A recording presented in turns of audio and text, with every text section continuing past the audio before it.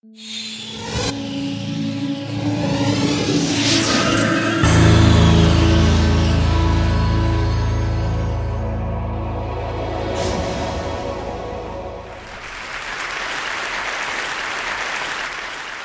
story starts in Kenya in December of 2007 when there was a disputed presidential election.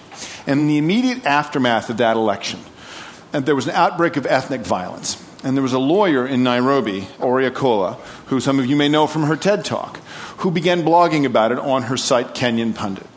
And shortly after the election and the outbreak of violence, the government suddenly imposed a significant media blackout. And so weblogs went from being commentary as part of the media landscape to being a critical part of the media landscape in trying to understand where the violence was. And Akola solicited from her commenters more information about what was going on. And the comments began pouring in, and Akola would collate them, she would post them, and she quickly said, "It's too much. I could do this all day, every day, and I can't keep up. There is more information about what's going on in Kenya right now than any one person can manage. If only there was a way to automate this." And two programmers who read her blog held their hands up and said, "We could do that." And in 72 hours, they launched Ushahidi. Ushahidi, the name means witness or testimony in Swahili, is a very simple way of taking reports from the field, whether it's from the web or critically via mobile phones and SMS, aggregating it and putting it on a map. That's all it is, but that's all that's needed, because what it does is it takes the tacit information available to the whole population. Everybody knows where the violence is, but no one person knows what everyone knows. And it takes that tacit information and it aggregates it and it maps it and it makes it public. And that maneuver, called crisis mapping, was kicked off in Kenya in January of 2008. And enough people looked at it and found it valuable enough that the programmers who created Ushahidi decided they were going to make it open source and turn it into a platform. It's since been deployed in Mexico to track electoral fraud. It's been deployed in Washington, D.C. to track snow cleanup. And it's been used most famously in Haiti in the aftermath of the earthquake. And when you look at the map, now posted on the Ushahidi front page, you can see that the number of deployments in Ushahidi has gone worldwide. Right? This went from a single idea and a single implementation in East Africa in the beginning of 2008 to a global deployment in less than 3 years. Now, what Akola did would not have been possible without digital technology. What Akola did would not have been possible without human generosity. And the interesting moment now, the number of environments where the social design challenge relies on both of those things being true. That is the resource that I'm talking about. I call it cognitive surplus, and it represents the ability of the world's population to volunteer and to contribute and collaborate on large, sometimes global projects. Cognitive surplus is made up of two things. The first, obviously, is the world's free time and talents. The world has over 1 trillion hours a year of free time to commit to shared projects. Now, that free time existed in the 20th century, but we didn't get Ushahidi in the 20th century. That's the second half of cognitive surplus. The media landscape in the 20th century was very good at helping people consume, and we got, as a result, very good at consuming. But now that we've been given media tools, the internet, mobile phones, that let us do more than consume, what we're seeing is that people weren't couch potatoes because we liked to be. We were couch potatoes because that was the only opportunity given to us. We still like to consume, of course, but it turns out we also like to create and we like to share. And it's those two things together, right?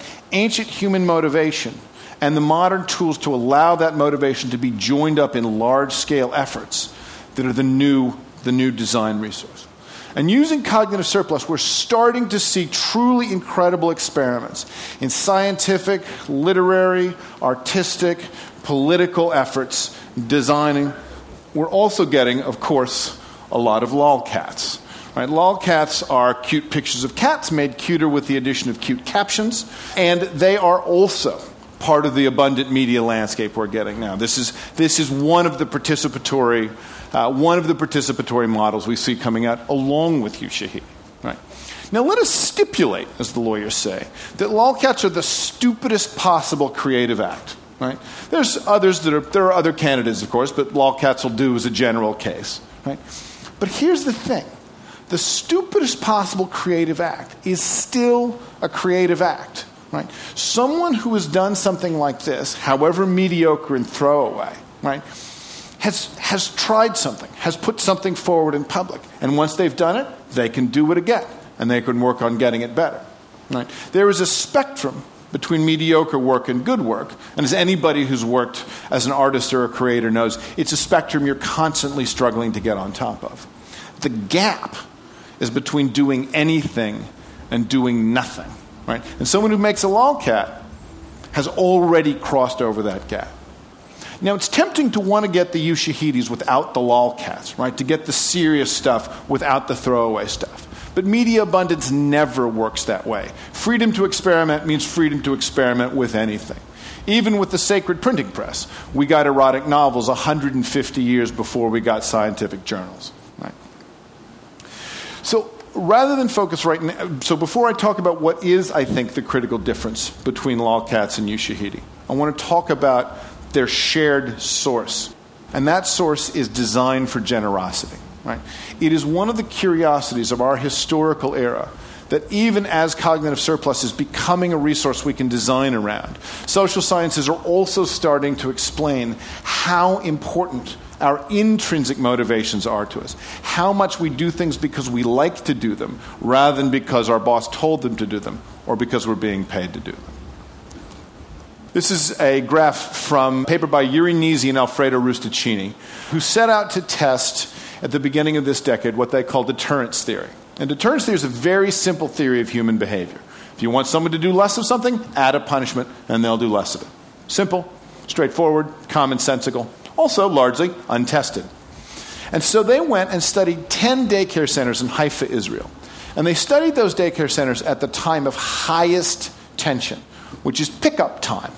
At pickup time, the teachers who have been with your children all day would like you to be there at the appointed hour to take your children back. Meanwhile, the parents, perhaps a little busy at work, running late, running errands, want a little slack to pick the kids up late.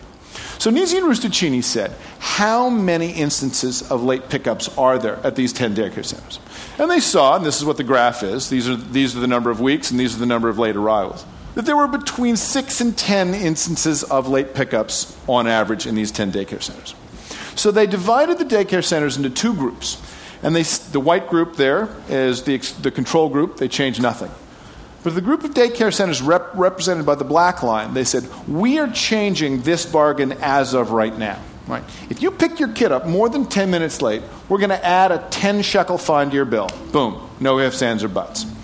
And the minute they did that, the behavior in those daycare centers changed.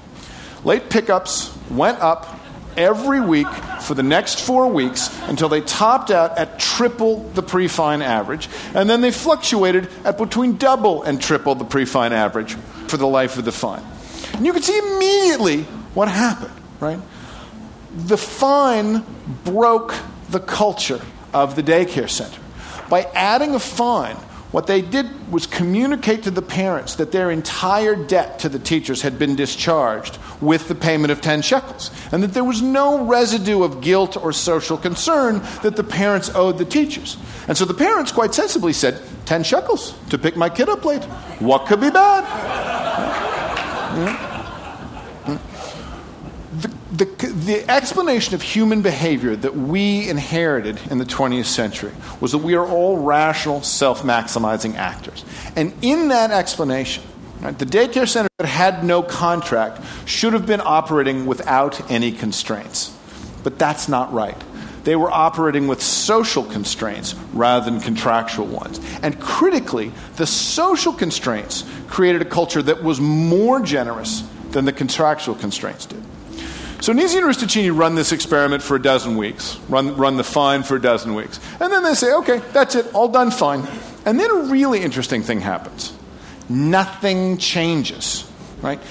The culture that got broken by the fine stayed broken when the fine was removed. Not only are economic motivations and intrinsic motivations incompatible, that incompatibility can persist over long periods. So the trick, right, in designing these kinds of situations is to understand where you're relying on the economic part of the bargain, as with the parents paying the teachers, and when you're relying on the social part of the bargain, when you're really designing for generosity. And this brings me back to the LOLcats and to Ushahidi.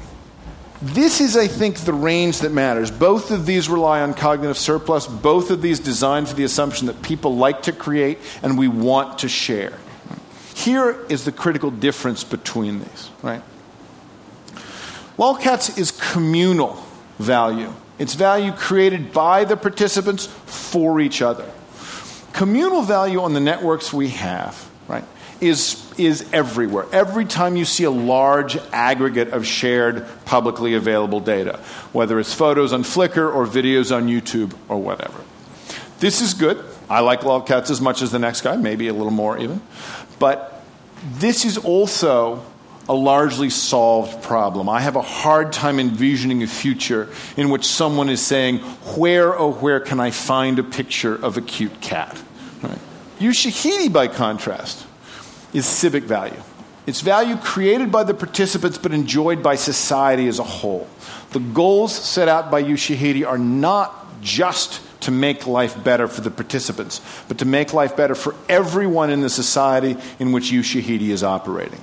And that kind of civic value is not just a side effect of opening up to human motivation. It really is going to be a side effect of what we collectively make of these kinds of efforts. There are 1 trillion hours a year of participatory value up for grabs. That will be true year in and year out. The number of people who are going to be able to participate in these kinds of projects is going to grow. Right? And we can see that organizations designed around a culture of generosity can achieve incredible effects without an enormous amount of contractual overhead. A very different model than our default model for large-scale group action in the 20th century. What's going to make the difference here, right, is what Dean Kamen said, the inventor and entrepreneur. Kamen said, free cultures get what they celebrate. Right? We've got a choice before us. Right? We've got this 1 trillion hours a year. We can use it to crack each other up, and we're going to do that. That we get for free. But we can also celebrate and support and reward the people trying to use cognitive surplus to create civic value. And to the degree we're going to do that, to the degree that we're able to do that, we'll be able to change society. Thank you very much.